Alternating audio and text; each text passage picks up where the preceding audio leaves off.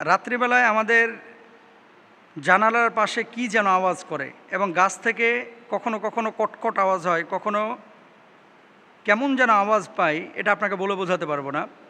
রাত্রিকালীন সময়ে যখন বাথরুমে যাই মনে হচ্ছে যে আমার বাথরুমের জানালার পাশে কেউ একজন আমাকে ফলো করতেছে। কখনো কখনো মনে হয় কেউ আমার পেছনে দাঁড়িয়ে আছে। এখন কি করতে পারি? এতে করে কি আমি ধারণা করে নেব যে আমার বাড়ির মধ্যে বদজিনের আসর থাকতে পারে বা জিন থাকতে পারে? খুব ইম্পর্ট্যান্ট একটি বিষয়। এটা কিন্তু অনেকেরই হয় যে আপনি রাত্রিবেলায় ঘুমাচ্ছেন, মনে হচ্ছে যে কেউ আপনার জানলার ধারে দাঁড়ায় আছে, বা গাছ থেকে অনেক সময় ক্যাস ক্যাস আওয়াজ আসে, বাঁশঝাড় থাকলে অনেক সময় বিভিন্ন ধরনের আওয়াজ আসে। এই আওয়াজগুলো কখনো কখনো বাঁশের ওই ঝড়ের মধ্যে কোনোটা বাঁকা হয়ে গেছে, কোনোটা সোজা হয়ে গেছে, এই কারণে হয়ে থাকে। কখনো কিছু পাখি আছে যেগুলো ওই যে কাঠঠোকরা ঠোকাঠুকি করতেছে, এই জন্য আওয়াজ আসে। কিন্তু এই যে আশপাশে কেউ আছে এটা যদি আপনি ফিল করেন, আর আপনার কাছে যদি মনে হয় যে বাসার মধ্যে কোনো বদজিন আছে কি না, এটার কোনো সিমটম বুঝতে পারবো কি না, এগুলো তো সরাসরি হাদিসের মধ্যে এটা নাই যে এটা থাকলে বুঝে নেবা যে বাড়ির মধ্যে জিন আছে। তবে এগুলো নিয়ে যারা কাজ করে তারা কিছু থিসিস, কিছু গবেষণা পেশ করেছে। এক নাম্বার কি? এক নাম্বার হচ্ছে ঘরে ঢুকে দেখলেন মানে এই সমস্ত জিনিসগুলো দেখলে আপনি বুঝবেন যে বদজিনের আসর থাকতে পারে। এক নাম্বার, ঘরে ঢুকে দেখলেন কি সব পড়ে আছে, অথচ এগুলো কোথাও ছিল আপনি জানতেনই না। এমনটা হতে পারে ভূতের কারণেই। ভূত বলতে বদজিনের কারণেই। বদজিনের কারণে বন্ধ ঘর খোলার পরে যদি দেখেন জিনিসপত্র বা আসবাবপত্রের স্থান পরিবর্তন হয়েছে, সেটি বদজিনের আসর হতে পারে। এক নাম্বার। দুই নাম্বার আসেন, বাড়ির দেওয়াল বা কাঠের আসবাবের ওপর নখের দাগ বা তেমন কিছু দেখতে পাচ্ছেন, এমন দাগ কি কখনো লক্ষ্য করেছেন? যদি এরকম কিছু দেখেন যে নখ দিয়ে খামচে পুরো দেয়ালটাকে একটা আকার আকৃতি দেওয়া হয়েছে বা একটা দাগ ফেলে দিয়েছে, জানবেন যে বদজিনের আসর থাকতে পারে। তিন নম্বর, বাড়ির এ ঘর ও ঘর ঘুরতে ঘুরতে হঠাৎ কোথাও খুব শীত করে, অথচ বাড়ির কোথাও এসি লাগানো নাই, অথবা আবার আরেক জায়গায় হঠাৎ দেখতে পাচ্ছেন যে গরম, এরকম যদি হয় জানবেন যে বদজিনের আসর থাকতে পারে। চার নম্বর, এক মনে কাজ করছেন, হঠাৎ মনে হলো কে যেন পাশ দিয়ে চলে গেল, মানে ছায়া ফস করে চলে গেল। আপনি কনফার্ম যে কেউ গিয়েছে, অথচ পাশের মানুষ সে বলতেছে দূর, কিচ্ছু যায় না, আপনি কিন্তু ফিল করেছেন, বদজিনের আসর হতে পারে। বাড়ির আলো কি খুব কাঁপছে, লাইটের জায়গায় আছে কিন্তু দেখতেছেন কি লাইটের আলোটা এভাবে কাঁপাকাঁপি করতেছে অনেক সময়, কিন্তু লাইটের জায়গায় আছে, বদজিনের আসরের একটা আলামত। আচ্ছা, রাতে আপনি ঘুমোচ্ছেন, এমন সময় বাড়ির অন্য ঘর থেকে বা নিজের ঘর থেকে ভেসে আসছে খুট করে আওয়াজ, মানে কান্নার একটা হঠাৎ আওয়াজ চলে আসছে, বিড়ালের একটা হঠাৎ আওয়াজ চলে আসছে, অথচ কিছুই নাই, কোনো অস্তিত্বই নাই, বদজিনের আসর হতে পারে। এরপর আসেন, হঠাৎ মনে হলো পাশে কেউ একটা দাঁড়িয়ে আছে, কিন্তু ঘাড় ঘুরিয়ে দেখেন তখন কেউ নেই। এমন কি আপনার সঙ্গে আপনি মনে করেছিলেন যে আপনার ছেলেটা শুয়ে আছে, মনে করেছিলেন, আসলে আপনার সাথে শয় নাই।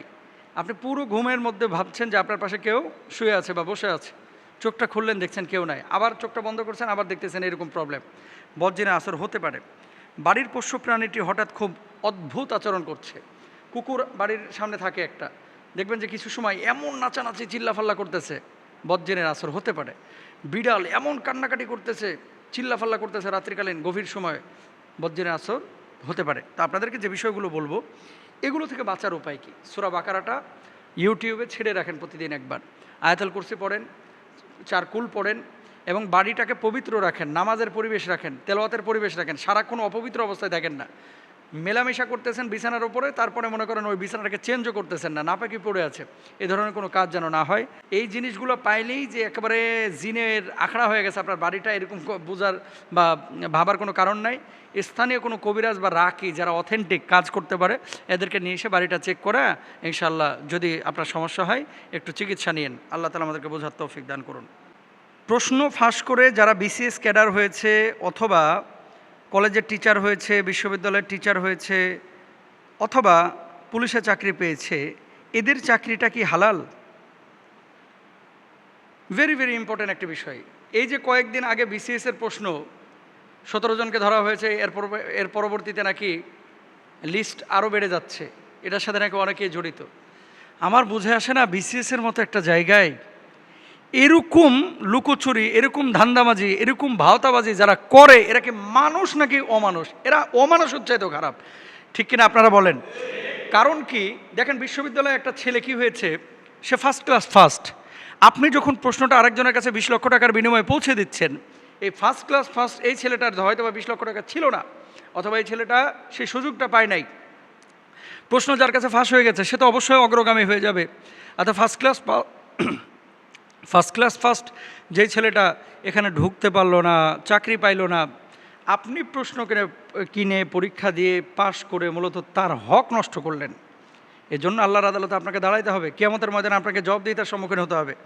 প্রশ্ন ফাঁস যারা করেছে এরা তো হারাম খেয়েছেই, এরা তো মিথ্যার আশ্রয় নিয়েছে, এরা তো ধোঁকাবাজি করেছে। আর যারা এটা কিনে চাকরি বাকরি নিয়েছে সম্পূর্ণরূপে হারাম কাজ করেছে। এই চাকরি করা তার জন্য জায়েজই নাই।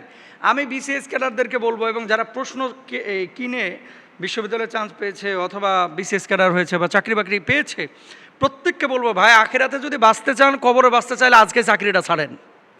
চাকরিটা ছাড়া দরকার হয় রিক্সা চালান, বিসিএস ক্যাডার হওয়ার দরকার নাই। এই শোনেন, কয়দিনের জিন্দেগি, আপনি 30 বছর বাঁচবেন অথবা 40 বছর বাঁচবেন, এই যে পুরো জীবনটা আপনি হারামের সাথে নিজের বিবেককে একটু জিজ্ঞেস করেন তো, আপনাকে চোর মনে হয় না?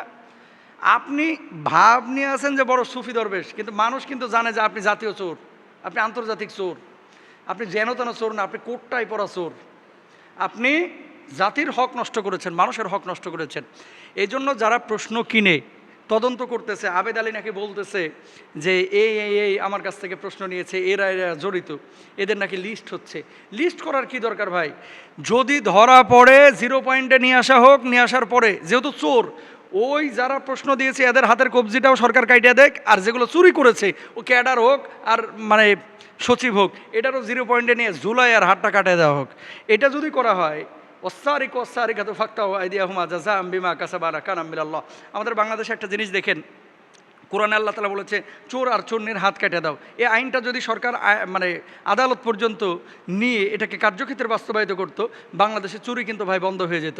সমস্যাটা হচ্ছে কি জানেন, যে কোনো অপরাধ ধরা পড়ে এরপর একটা তদন্ত কমিটি গঠিত হয়। তদন্ত কমিটি গঠন করা মানে এটা ঢিলাঢালা একটা আচরণ হয়ে যায়। এরপরে কি হয়, সুযোগ নেয়, এরপরে কি করে, পুলিশ অ্যারেস্ট করে, তারপরে জামিনে আবার বের হয়ে আবারও চুরি করে, এরকম করে। এই জন্য কঠোর হাতে এগুলো দমন করতে হবে। যারা বিসিএস ক্যাডার হোক, পুলিশের চাকরি হোক, বিশ্ববিদ্যালয়ে যারা চাকরি করছে, এরা মূলত হারাম খাচ্ছে। প্রমাণ নেন, আল্লাহ সুবহানাহু ওয়া তাআলা পবিত্র কোরআনুল কারীমের মধ্যে বলছেন, ইয়া আইয়ুহাল্লাযীনা আমানু লা তাকুলু আমওয়ালাকুম বাইনাকুম বিল বাতিল। আল্লাহ সুবহানাহু ওয়া তাআলা স্পষ্টভাবে বলেছেন যে এই ধরনের হারাম লা তাকুলু, তোমরা গ্রহণ করো না, যেটা অবৈধভাবে উপার্জন করা হয়েছে। আপনি যে উপার্জন করছেন হারাম ওয়েতে, হারাম উপায়ে, ড্রাইভারের শত কোটি টাকার মালিক হয়ে যাচ্ছে ড্রাইভার, তাহলে ড্রাইভারের যিনি মালিক ছিলেন, ড্রাইভারের যিনি বস ছিলেন, তিনি কত কোটি টাকার মালিক। তো একজন মানুষের বেঁচে থাকার জন্য ভাই কত টাকার প্রয়োজন? আল্লাহর হাবিব সাল্লাল্লাহু আলাইহি ওয়াসাল্লাম বলছেন, ওয়ান মালিহি মিন আইনা ইকতাসাবা ওয়া ফীমা আনফাকা। কিয়ামতের ময়দানে আল্লাহ সুবহানাহু ওয়া তাআলা আপনাকে জিজ্ঞেস করবেন কোন উপায়ে আপনি অর্থ উপার্জন করেছেন আর কোন পথে আপনি অর্থটা খরচ করেছেন। তো আপনাকে তো হিসাব দেওয়া লাগবে, আল্লাহর আদালতে দাঁড়াইতে হবে। কয়দিনের জীবন ভাই, এত টাকা আপনি কি করবেন? আপনি কবরে খাবেন বাস, আর আপনার আত্মীয় স্বজন খাবেন ব্রোস্ট। আপনাকে কবরে আগুন জ্বালিয়ে দেওয়া হবে, আর আপনার আত্মীয় স্বজনে এই দুনিয়ার জিন্দেগিতে তারা কি করবে? আমোদ ফুর্তি করবে। এত টাকার দরকার নাই ভাই, হালাল ওয়েতে যতটুকু পারেন উপার্জন করেন। আর এত টাকা আপনি কাফনের তো আর পকেট নাই, কবরে নিয়েও যাইতে পারবেন না। আল্লাহ সুবহানাহু ওয়া তাআলা আমাদেরকে বোঝার তৌফিক দান করুন। এই ধরনের কোনো অসৎ উপায় আমরা অবলম্বন করব না। সবাই বলেন ইনশাআল্লাহ।